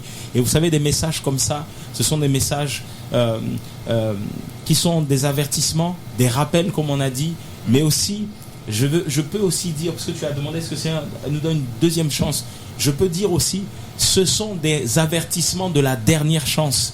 Parce que peut-être que tu es sur ton lit à l'hôpital, tu es en fin de vie, peut-être que je sais pas, tu te dis je suis encore jeune, mais tu sais pas si demain tu seras encore là. Je ne sais pas si demain ou si ce soir je serai encore. On ne sait pas en fait. Parce qu'il dit je viens comme un voleur à l'heure que tu ne t'y attends pas. Je viens à toute vitesse. Donc en fait, le Seigneur nous montre ici que nous aurons des comptes à rendre au Seigneur. Et donc il viendra vraiment pour. Oui, quelqu'un peut y aller pour répondre. Ah. Et en fait, le Seigneur va se manifester. Il va se manifester. Il revient bientôt. Voilà. Et il dit, le verset 13, « Moi, je suis l'Aleph et le Tav, l'Alpha, l'Oméga, le premier, le dernier, le commencement et la fin. » Et il dit, donc en fait, il te dit qu'il est le commencement et la fin. Donc, toi et moi, nous sommes coincés dans la prophétie du Seigneur. Il est le commencement et il est la fin. Et toi et moi, nous sommes au milieu. Donc, ta vie ne dépend pas de ce qu'un homme a pu dire. Et si les gens t'ont maudit en disant que tu es maudit, sa même parole dit que la malédiction sans cause n'a point d'effet. C'est pour ça que ceux qui acceptent Jésus, ceux qui s'attendent au retour de Jésus, de Yahushua, ne sont pas sous la malédiction. Parce que nous sommes coincés dans sa prophétie, dans sa parole. Et c'est pour ça que les hommes et les femmes du Seigneur ne peuvent pas être maudits, mais ils sont bénis. Donc, en fait, le Seigneur, il est l'Aleph et le Tav, le commencement, la fin de ta vie. Donc, cherche-le, crie à lui. On a parlé de sainteté, de pureté. Et Ésaïe, le prophète Ésaïe ou Yesha en hébreu, effectivement, il a vu le Seigneur, mais il n'avait pas conscience de son état. Et quand il a vu le Seigneur, il a pris conscience de son état. Et quand la parole est prêchée, comme nous la partageons là, comme Jésus est la parole, Yeshua est la parole, en fait, nous prenons conscience de notre état. Toi et moi, nous sommes des pécheurs. Toi et moi, nous sommes des pèlerins ici-bas, des voyageurs. Nous sommes passagers. Nous sommes passagers. Et comme les frères et sœurs l'ont dit tout à l'heure, oui, il y aura la grande tribulation. Oui, il y a des tribulations. Oui, il y a tous ces combats. Oui, effectivement, notre foi est éprouvée. Mais c'est important de savoir que il est le commencement et il est la fin. C'est lui qui t'a donné la vie. C'est pour ça que tu es vivant encore aujourd'hui. Malgré tout ce que les médecins ont dit, malgré toutes tes épreuves, malgré tous tes combats, malgré toutes tes difficultés, tu es encore en vie. Et cette même parole dit qu'un chien mort vaut mieux, un chien vaut mieux qu'un lion mort. Donc en fait, tu es vivant, tu as la vie. Ils ont cette parabole du bon samaritain, ils ont frappé cet homme, mais ils l'ont laissé à demi-mort. C'est l'erreur qu'ils avaient commise. Même si la maladie, les médecins t'ont condamné, sache-le que, et même si la mort pouvait arriver dans ta vie demain, parce que les médecins t'ont peut-être condamné, t'ont dit qu'il te reste quelques jours à vivre, quelques semaines, quelques mois à vivre, quelques années à vivre, mais rassure-toi que tu as Jésus dans ton cœur. Rassure-toi que tu as Jésus dans ta vie, parce qu'à la fin de ta vie, comme il le dit, il revient à toute vitesse. Et comme il le dit, ce sera même plus vite que tu ne le penses. Alors rassure-toi qu'il est dans ta vie, parce que quand tu seras en face de lui, en fait, tous ces messages que tu peux entendre aujourd'hui, qui est peut-être le message de la dernière chance, de la dernière grâce, comme on peut dire, mais en fait, il va te rappeler toutes ces paroles et tout ce que tu as entendu même depuis ton enfance. Et derrière, tu n'auras aucune occasion, aucune excuse. C'est pour ça qu'il conduit les hommes et les femmes dans les nations à parler de son retour. Il permet qu'on reparle de ce message dont on ne parle plus, parce qu'il veut nous sauver. Il nous aime tellement, le Seigneur.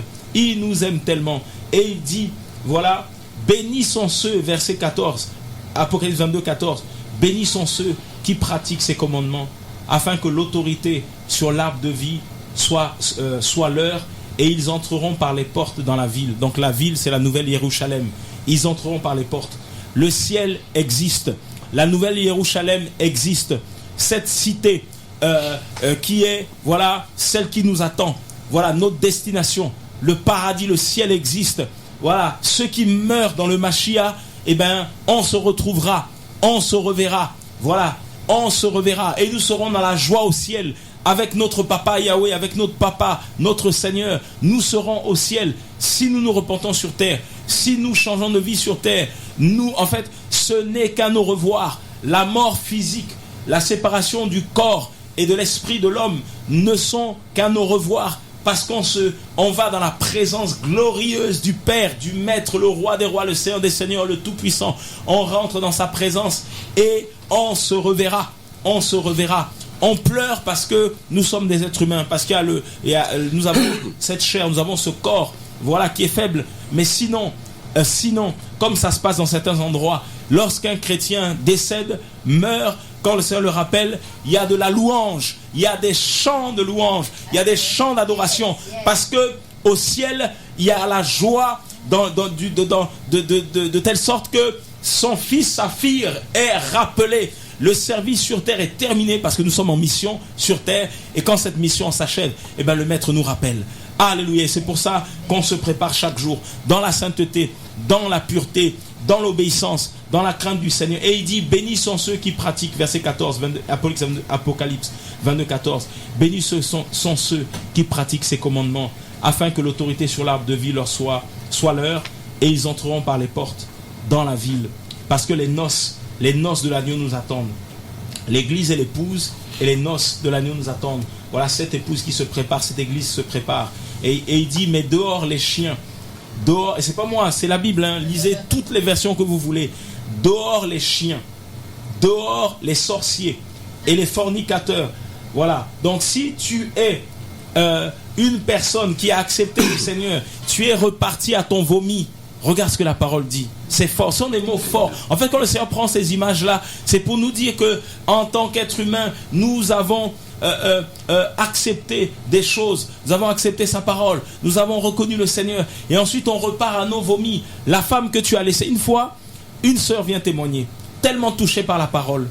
Elle sortait avec un monsieur qui avait équipé toute sa maison, frigo, canapé, tout ce que vous voulez, sortait avec ce monsieur. Vous savez ce qui s'est passé quand elle a rencontré le Seigneur?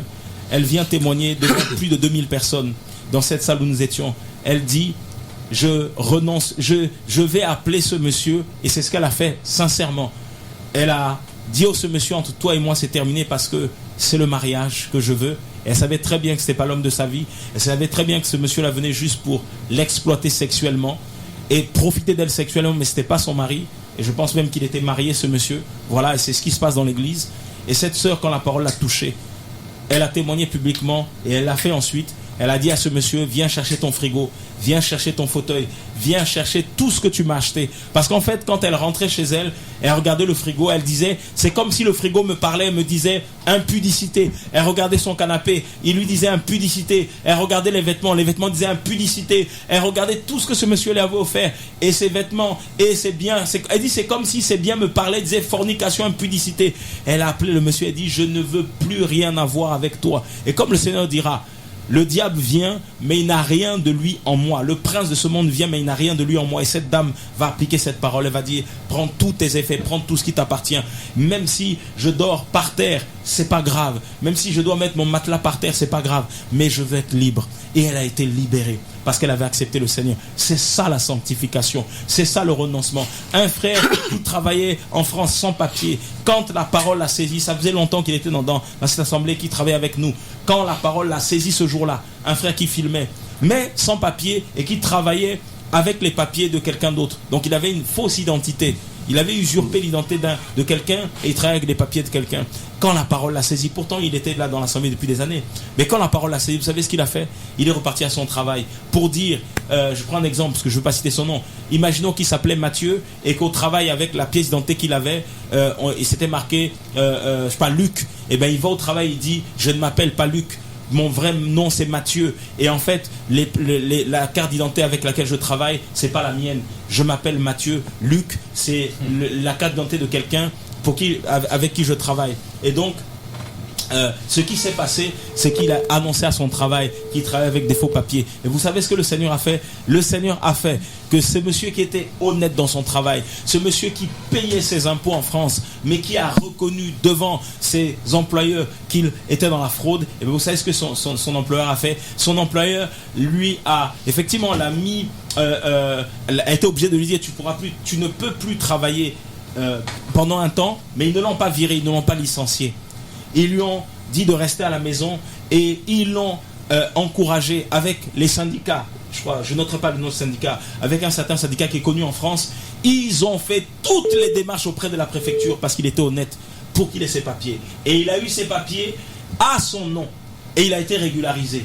Tout ça à cause du nom de Jésus, à cause du nom de Yeshua. Donc en fait, quand le Seigneur touche les hommes, comme cette sœur, elle a refusé l'impudicité pour marcher avec le Seigneur. Comme ce frère, il a refusé la fraude, les faux papiers pour marcher avec le Seigneur. Et le Seigneur l'a récompensé. Donc le Seigneur dira, dehors les chiens, les sorciers. Si tu pratiques la sorcellerie, tu viens à l'église, viens à l'assemblée, tu vas dans les réunions, ou alors tu ne viens même pas. Peut-être que tu ne viens pas, tu ne connais pas le Seigneur, mais tu es en train d'envoûter les gens. Tu demandes, comme quelqu'un disait, elle nettoyait sa maison, et puis son fils va faire tomber un vase qui était dans la maison. Elle allait gronder son fils, mais quand le vase se casse, elle voit que des gens qui venaient chez elle, soi-disant des chrétiens, qui venaient pour des répétitions, pour des réunions, avaient mis un papier sur lequel ils avaient déclaré des malédictions sur sa vie. Le vase s'est brisé, elle allait gronder son fils, et quand elle regarde, elle voit le truc tomber par terre, et c'est quelqu'un que je connais personnellement, et elle dit, voilà ce que les gens font. Et en fait, le Seigneur a permis que son fils renverse le vase, parce que les gens avaient mis des choses. Et le Seigneur lui a montré, tu vois, la naïveté. Tu n'as pas été touché, tu n'as pas été envoûté, parce que je te protège, parce que tu es vraiment ma fille, mais regarde ce que les gens font. Ils disent qu'ils sont du Seigneur, mais ils pratiquent de l'occultisme. Voilà. Donc si tu es dans ces choses-là, repens-toi, parce que le Seigneur revient bientôt. Voilà. La sorcellerie, c'est pas que c'est pratique, c'est aussi murmurer contre son frère, vouloir le malheur de son frère, de sa sœur, déclarer des mauvaises choses, faire du mal à son frère ou à sa sœur. Ça aussi, c'est de la sorcellerie. Tu n'es jamais content quand les gens progressent, quand les gens avancent. Toi qui cherches le mariage, tu n'es jamais content quand on annonce que telle sœur se marie. La jalousie monte dans ton cœur, c'est de la sorcellerie. Voilà, parce que tu n'es jamais contente, jamais, tu dis jamais à ta soeur, à ton frère, sois béni parce que toi tu cherches le mariage, parce que tu cherches le travail. Mais bénis le Seigneur. Quelqu'un m'a dit une fois, un pasteur m'a dit une fois, et ça m'a beaucoup, je l'ai gardé, si ton frère est béni, tu es béni. Alors on se réjouit, parce que la Bible dit, réjouissez-vous avec ceux qui se réjouissent, pleurez avec ceux qui pleurent. Donc si mon frère est béni, mais je suis béni parce que c'est le corps. Donc je vais me réjouir parce que, comme a fait Élisabeth, quand elle est visitée, elle dit, moi aussi. Mais en fait, ton tour arrive. Il faut juste être patient. Donc mon frère est béni, je suis aussi béni. Donc je suis dans la joie. Et comme cette onction qui coule sur la tête, la barbe d'Aaron, tout ça, ça va descendre dans ta vie, mais avec l'amour, avec l'honnêteté. Voilà. Dehors les fornicateurs, les meurtriers et les idolâtres et quiconque aime et pratique le mensonge. Mais moi, Yeshua ou Jésus, j'ai envoyé mon ange pour vous rendre témoignage de ces choses dans les assemblées. Vous voyez, le Seigneur parle aux assemblées. On va se dire, non, mais c'est l'assemblée d'Éphèse, de Thyatire, tout ce que vous voulez. Non, frères et sœurs, il nous parle à nous. Cette parole est actuelle. Moi, je suis la racine et la race de David, l'étoile brillante et matinale. L'étoile brillante du matin sont les versions. Et le verset 17, après je vais passer la parole aux frères aussi. Et l'esprit et l'épouse disent viens. Et que celui qui entend dise viens. Et que celui qui a soif vienne. Donc le Seigneur t'entend. Tu as soif du Seigneur. N'ayons pas soif des hommes ou des femmes. Ayons soif du Seigneur. Ayons soif de la parole. Voilà, ne cours pas après les prédicateurs. Ne cours pas après les prophètes. Ne cours pas après les hommes. Il dit, le malheur maudit celui qui se confie en l'homme. En fait, tu seras toujours déçu. Toujours. Toujours. Il y a des choses tellement choquantes que nous entendons. Lors d'une veille de prière, une sœur, regardez le direct, elle nous appelle. Et quand elle nous appelle, on coupe la conversion, on l'appelle en privé. Cette sœur avait des enfants. Elle était dépouillée financièrement. Elle donnait de l'argent à des soi-disant prophètes qu'elle ne connaissait pas. Et quelqu'un a dit tout à l'heure, ça vient comme ça, hein, je partage simplement. Vous avez dit, qui es-tu ? C'est ce que les gens demandaient au Seigneur, qui es-tu ? En fait, il faut comprendre une chose. Quand les disciples étaient avec le Seigneur, ils connaissaient la moralité du Seigneur. Ils connaissaient le Seigneur, sa moralité, son intégrité, sa sagesse. En fait, ils connaissaient personnellement le Seigneur. Aujourd'hui, connais-tu le témoignage du frère, du bishop, du pasteur, du prophète avec qui tu peux partager, avec qui tu veux t'associer? Connais-tu sa vie? Il vit à des milliers de kilomètres de toi, il vit dans un autre pays, il vit je ne sais pas où. Tu connais sa moralité, tu connais sa vie, tu connais son témoignage. Et je vais dire témoignage humain, mais si on va plus loin, le Seigneur t'a-t-il montré son cœur? Parce qu'on se connaît en esprit. Mon frère Thierry qui est là, on s'est rencontrés il y a, je ne me rappelle plus il y a combien d'années, mais on s'est vu une seule fois jusqu'aujourd'hui. En fait, le Seigneur nous atteste. Amen. Ma soeur Maggie, on se connaît au travers de ma femme, parce que c'est la famille. Mais en fait, quand on côtoie les véritables chrétiens, il n'y a pas besoin de se connaître depuis des années. En fait, l'esprit confesse à notre esprit qu'en face, c'est un enfant du Seigneur. Amen. Et il confesse aussi à notre esprit que ce ne sont pas des enfants du Seigneur. Et comment on le sait ensuite? Par les fruits. Amen. Un pommier ne peut pas donner des épines. Un figuier ne peut pas donner des ronces. C'est pas possible. Un pommier donne des pommes, un figuier donne des figues, une vigne donne du raisin. En fait, on reconnaît un arbre à ses fruits, et c'est le caractère. Les fruits, c'est pas les miracles, les dons, c'est pas ça. Parce que beaucoup lui diront, Seigneur, Seigneur, j'ai chassé les démons en ton nom, ainsi de suite. Il dira, arrière de moi, gens d'iniquité, je ne vous ai jamais connu. Donc les dons, les grâces, ça vient de lui. Et il y a aussi des dons qui viennent de l'ennemi. Mais en fait, on reconnaît les véritables enfants du Seigneur par le témoignage intérieur, Amen. Mais aussi par le caractère du Mashiach, le fruit de l'esprit qui est dans Galates 5, 22. Et si vous descendez, l'amour, la paix, la patience, tous ces dons-là, tout ce fruit-là. Et c'est là que on reconnaît que les gens sont du Seigneur. Donc vraiment, soyez bénis. Voilà, que celui qui a soif vienne, que celui qui veut de l'eau, de la vie, la prenne gratuitement. Ça encore, c'est un autre sujet. Gratuitement. Donc, arrêtons d'exiger des dons pour qu'on prie pour vous demander au frère, tu veux me rencontrer, ça coûte $100, ça coûte 50 €, 25 €. Il a dit gratuitement. Voilà. Parce que tu as reçu gratuit et surtout, ça vient pas de toi. Quand tu pries pour une sœur, pour un frère, c'est pas toi, c'est le Seigneur qui guérit. Donc, arrêtons de dépouiller les frères et les sœurs gratuitement. Amen. Je laisse la parole. Amen, amen. Donc je rappelle le numéro de téléphone parce que c'est vrai, c'est un message que pour nous, parce que Jésus revient bientôt. Le numéro de téléphone c'est le 0796 52 64 17 et 52 64 17. Et tu as donné un témoignage et nous allons prier. Nous allons prier parce que c'est vrai, ce témoignage dit que la femme qui a une maison qui a été emménagée par quelqu'un d'autre. Eh bien, l'ennemi, il faut qu'on remette les bagailles là. C'est difficile. Je ne sais pas si tu as compris ce que je dis. Oui, c'est difficile. Oui, c'est difficile. Mais nous allons prier parce que bon nombre de personnes sont comme ça en Martinique. Et puis là, nous, quand on regarde et puis nous, un style. C'est Jérémie m'a dépouillé. Là, c'est Paul qui m'a donné. Mais, excuse-moi, la parole de Dieu, tu as entendu ce soir la parole de Dieu. C'est pas moi qui dis, frère. Frère parlait, il criait chien. Si on criait au chien, on va dire, ben, tu donnes, tel prédicateur, ben, il se prend pour qui? Il me traite de chien. Les bons dieux, pas qu'il tel bon Dieu dit au chien. Au soir, nous qu'a averti pour mettre l'ordre. Qui bon Dieu bénit nous. Et nous qu'a passé un temps dans la prière. Et encore, nous sommes encore là. Je rappelle le numéro de téléphone 0596 52 64 17. En disant au soir, nous sommes choqués, nous déstabilisés, nous tirés, voilà, nous positionnés. Et puis c'est mon église, et puis c'est mon pasteur, et puis ou pas qu'à avancer, maladie à sous, sécheresse financière. Mais tu es là, tu es assis, tu ne reçois absolument rien. Ta famille est en train de marcher, et tu es assis, mon église, au soya par la parole de Dieu. Tu as vu ce que Dieu attend de toi. Parce que Jésus reviendra. Tu ne pourras pas dire c'est le pasteur. Tu ne pourras pas dire c'est la servante. Toi. Alors ce soir que les écailles tombent au nom de Jésus-Christ de Nazareth. Alléluia. Dans le livre d'Ézéchiel, je vais finir avec ça, vraiment parce que le Seigneur m'a mis ça à cœur.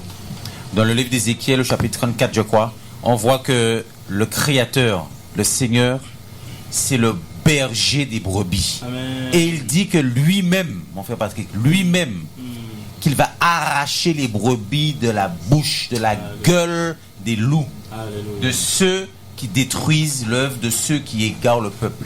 Vraiment, moi j'ai à cœur qu'on puisse prier ma soeur Maggie, c'est vrai pour la repentance en Martinique, pour que vraiment que les brebis du Seigneur reviennent encore vers le Maître. Vraiment, c'est ça mon frère. Amen.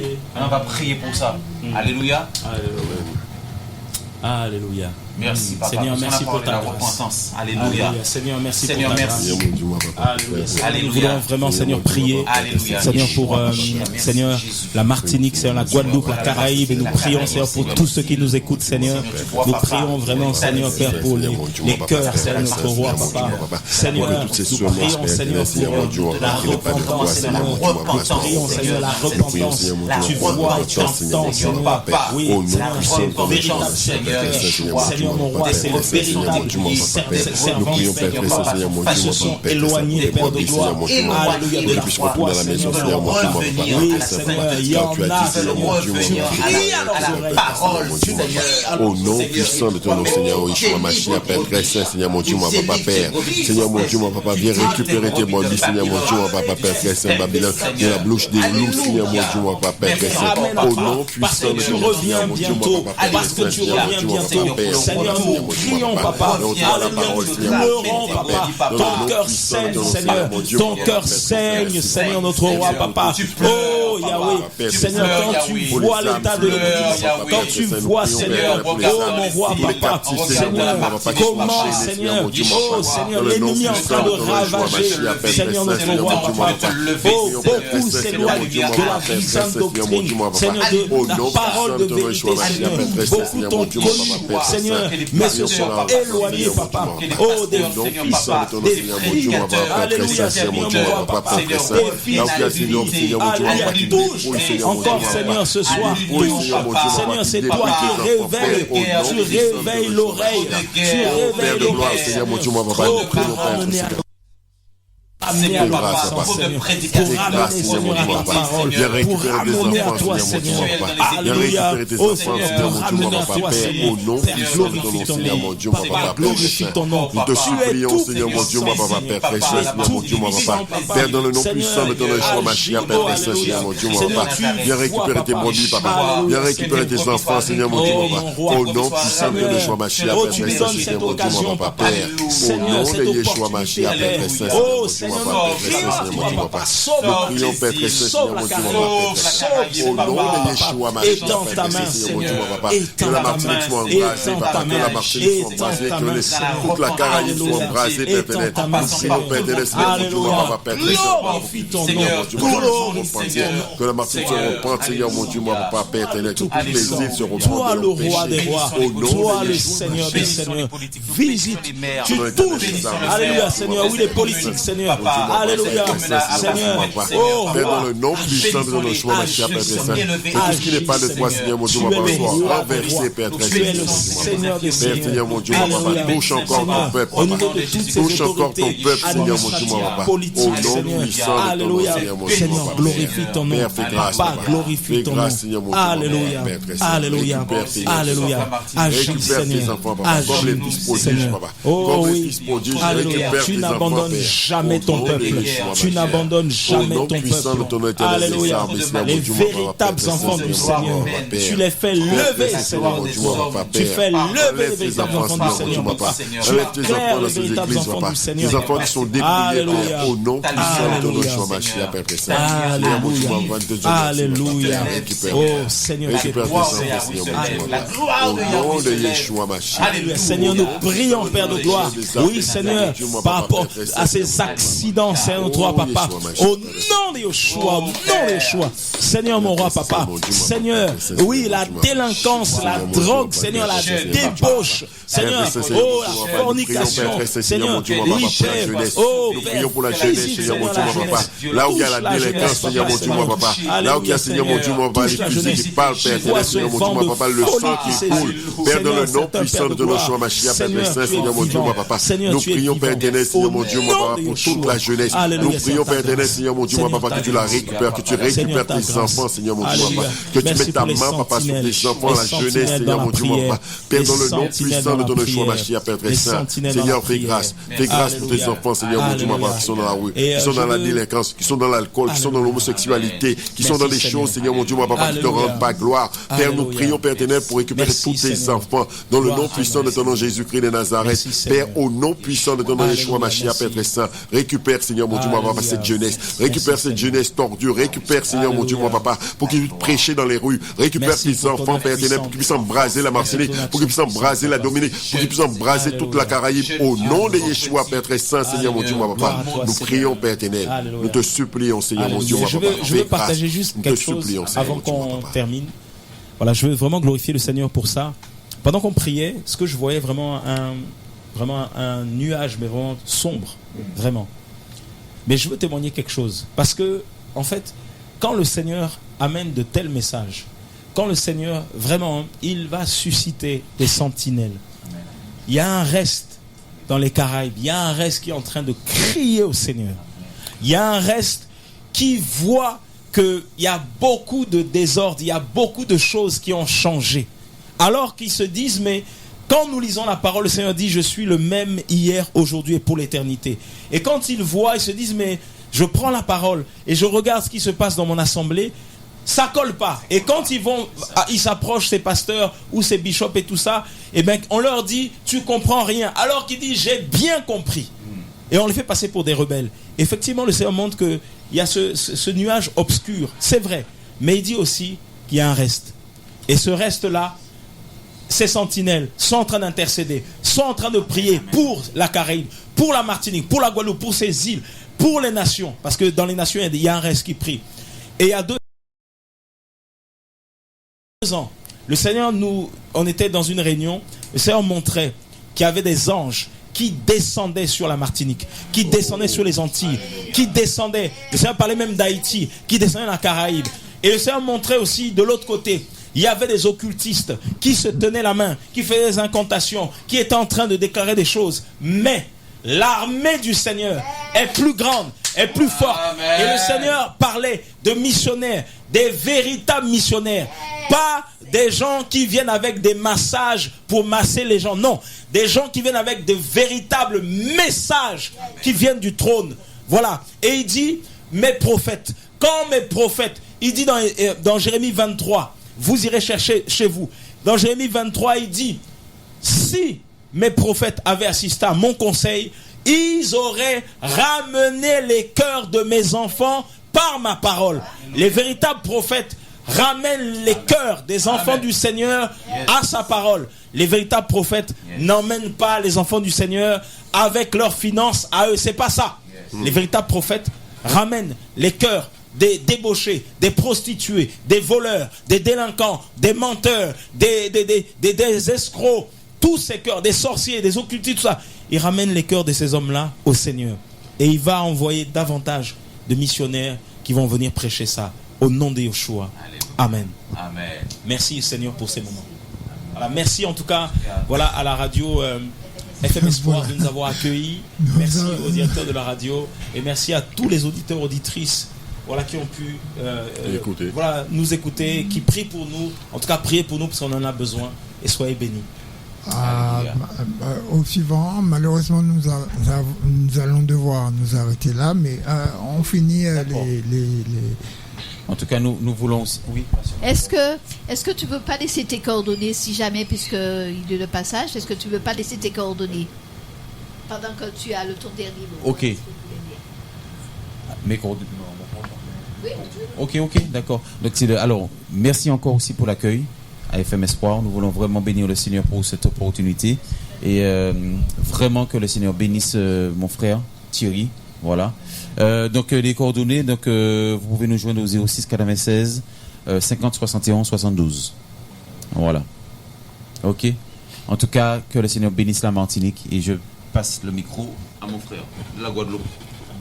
Ok. Je dis merci au frère qui nous a accueillis, qui nous a permis que nous en partageons sur la vérité, sur la parole du Seigneur Jésus-Christ de Nazareth, qui est Yeshua en hébreu. Nous disons merci à tous ceux et toutes celles qui nous ont écoutés. Et ce que je voulais dire, en fait, quand le frère a parlé des anges qui descendaient sur la Martinique, il y a quelque temps, le Seigneur a permis qu'il y avait un programme sur la Martinique. Je ne sais pas si c'est avec, si tu étais là l'année dernière. Et le Seigneur m'avait donné cette vision, en fait, quand il y avait des anges qui descendaient et qui nettoyaient, qui balayaient la Martinique. Je crois que c'est l'année dernière ça s'est fait. Mais le Père, quand il parle, en fait, il justifie toujours sa parole. C'est ça. Et ce qui doit se faire, va se faire. Qui pourra arrêter mon œuvre? Il n'y a personne qui pourra arrêter l'œuvre du Père. Parce qu'en fait, quand le chrono est enclenché et ce qui doit se faire va se faire. Au nom de Yeshua. Amen. Appel urgent à la solidarité. Voilà, on va je voudrais dire merci aux serviteurs, aux responsables, pasteur Surban, de nous faire confiance, il n'est pas là, de nous faire confiance pour que nous puissions être là. Que Dieu le bénisse et que Dieu pourra toujours aux besoins de cette radio. À bientôt. Voilà, merci à vous tous, merci à tous ceux qui ont appelé, merci. Ils sont toujours là pendant peut-être 5 minutes, 52 64 17 si vous voulez, ils sont toujours là. Et puis on se donne rendez-vous la fois prochaine pour une autre émission sans filtre. C'était une émission vraiment spéciale. Merci à vous tous, merci pour votre patience, merci pour votre écoute et puis que le Seigneur vous bénisse.